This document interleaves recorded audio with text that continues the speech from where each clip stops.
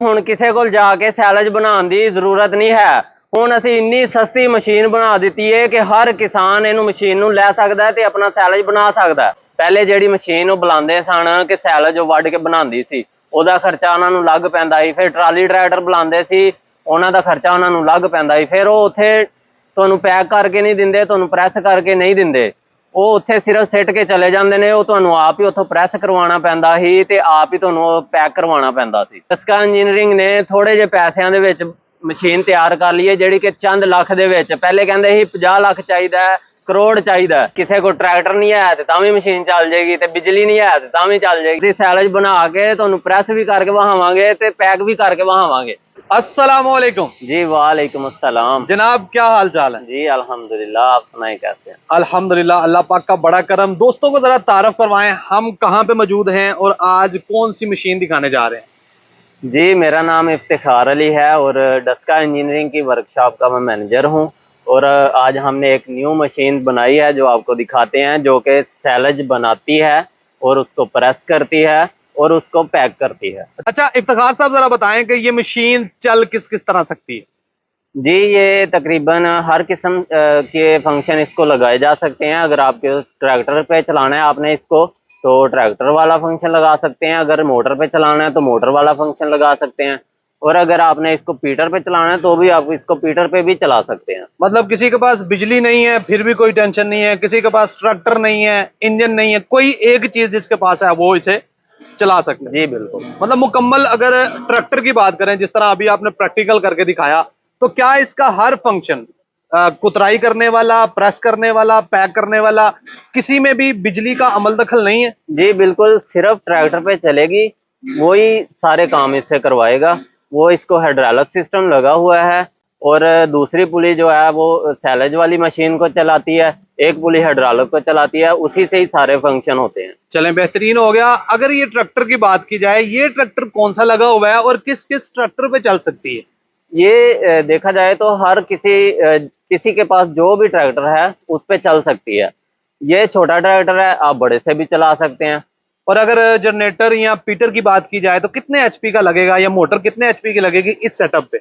अगर आप मोटर पे चलाना चाहें तो इसको तकरीबन 20 हार्स पावर की मोटर लगेगी, और अगर आप इसको पीटर पे चलाना चाहें तो तकरीबन 32 हार्स पावर का पीटर लगेगा। चलें, बेहतरीन हो गया। अब मुझे जरा इसकी ना डिटेल बताएं कि ये प्रोडक्शन कितनी है इसकी, 1 घंटे की अगर बात की जाए तो कितनी प्रोडक्शन हो जाती है, कुतराई, प्रेस और पैकिंग? देखें, अगर मशीन की बात की जाए तो ये ब्राजील की बनी हुई है मशीन। इंशाल्लाह नेक्स्ट टाइम हम अपनी भी बनाएंगे। तो इसका जो है एवरेज है 1 घंटे में 15 टन है। ये कुतराई की? जी कुतराई की। ठीक। और पैकिंग जो है वो ऐसे ही है, देख लें कि इसने कुतराई करनी है और उसके बाद वो डब्बा फुल हो जाता है। एक डब्बा फुल होता है, वो जैक के नीचे चला जाता है, वो प्रेस हो जाता है, तो दूसरे की बारी आ जाती है। 4 डब्बे इसको लगे हुए हैं, तो लगा लें कि जितना इसने कुतराई करनी है उतना ही आप प्रेस कर सकते हैं। मतलब साथ साथ उतना ही पैक होता जाएगा। जी। चले, बेहतरीन हो गया। 1 घंटे में आपने कितना बताया? इसकी एवरेज 15 टन है तक। 15 टन 1 घंटे में जी हो सकती है ये? जी। चले, बेहतरीन हो गया। अच्छा, अगर कोई बंदा इसे बिजनेस के तौर पे करना चाहता है तो क्या कोई अंदाजा है कितनी लागत हो सकती है सिर्फ इस मशीनरी पे, अगर कोई बंदा साइलेज पैकिंग का काम शुरू करता है तो? अगर इसका कोई काम शुरू करे तो फर्स्ट टाइम उसके पास तो पहले तो सेटअप होना चाहिए, वो किस पे चलाना चाहता है, मोटर पे चलाना चाहता है, पीटर पे चलाना चाहता है, वो उसका अलग से खर्चा है। और अगर ये मशीन हमसे कोई बनवाना चाहता है तो इसका जो एस्टिमेटेड खर्चा है वो तकरीबन 14.5 लाख रुपए। ऊपर नीचे होता रहेगा वक्त वो वक्त के हिसाब से थोड़ा बहुत ऊपर नीचे हो जाएगा। चले, बेहतरीन हो गया। अगर ये बात की जाए कि अच्छा, अगर साइलेज बनाने की बात की जाए तो इस मशीन पे किस किस चारे का साइलेज पैक किया जा सकता है? जी इसमें ज्यादातर लोग जो है वो मकई का बनाते हैं, लेकिन इसमें ज्वार भी बनाई जा सकती है, बाजरे का भी बनाया जा सकता है, और सबसे बड़ी बात ये गन्ने का भी जो है सैलेज बना सकते हैं। लूसन वगैरह जो होता है इसका भी बन सकता है? लूसन का जो अगर देखा जाए तो अगर वो सख्त होगा तो फिर बन जाएगा, अगर नरम चीज होगी कोई भी तो उसका सैलेज नहीं बनेगा, क्योंकि नरम चीज को ये नहीं क्रश करती। चलें, बेहतरीन हो गया। अब जरा मुझे मशीन विजिट करवाएं ताकि दोस्तों को जरा मशीन की फंक्शनैलिटी समझ आ सके कि ये काम किस तरह से करती है। जी इंशाल्लाह आपको दिखाएंगे कि कैसे कैसे फंक्शन है इसके और क्या क्या काम करते हैं सारे। जी, ये इसमें जो सैलेज काटने वाली मशीन लगी हुई है, ये ब्राज़ील की लगी हुई है, इसका नाम 40 है। ये इसको पुली लगाई गई है अलग से, और ये शाफट लगी हुई है ट्रैक्टर वाली। ये पुली लगी हुई है हाइड्रोलिक सिस्टम को, और ये पुली चलाती है इसको। और इसके बाद जो है इसके साथ ये 4 डब्बे लगे हुए हैं। ये यहाँ से चारा आता है, और इसके अंदर फिक्स लगा हुआ है ये कि चारा जो है इधर उधर नहीं जाता बिल्कुल भी, सीधा इसके अंदर ही जाता है डब्बे के। इसमें हमने कुछ चेंजिंग की है। जो पिछली मशीन थी ना हमारी, उसमें तो कुछ कमियां रह गई थी, जो वो हमने थोड़ी सी कवर की हैं। इसमें एक तो ये लगा दिया गया है जो कि चारा इधर उधर नहीं गिरेगा। दूसरा ये जो है वो उसमें घूमता जाता था, रुकता नहीं था। तो इसमें हमने एक फंक्शन लगाया है कि ये अपनी जगह पे आके स्टक हो जाएगा, उससे आगे पीछे नहीं जाएगा जब तक कि आपका फुल नहीं हो जाता। आपने इसको घुमाना खुद नहीं है।